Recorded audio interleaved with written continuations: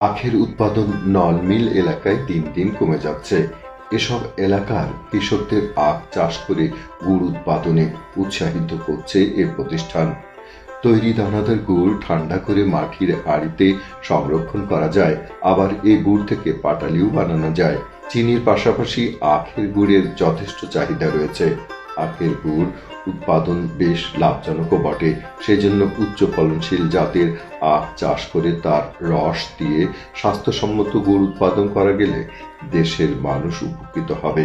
সুযোগ থাকলে আখের গুড় উৎপাদন করে আপনিও লাভবান হতে পারেন।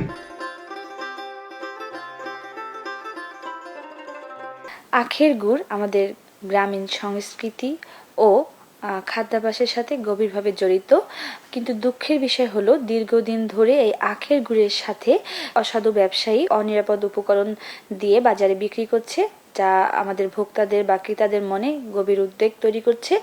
এই জায়গা থেকেই বাংলাদেশ সুগার ক্রপ গবেষণা ইনস্টিটিউট আখের গুড়ের উৎপাদন কৌশলের উপরে আমাদের গ্রামীণ প্রত্যন্ত অঞ্চলের কৃষকদের প্রশিক্ষণ দিয়ে দিচ্ছে, যার ফলে নতুন নতুন উদ্যোক্তা তৈরি হচ্ছে।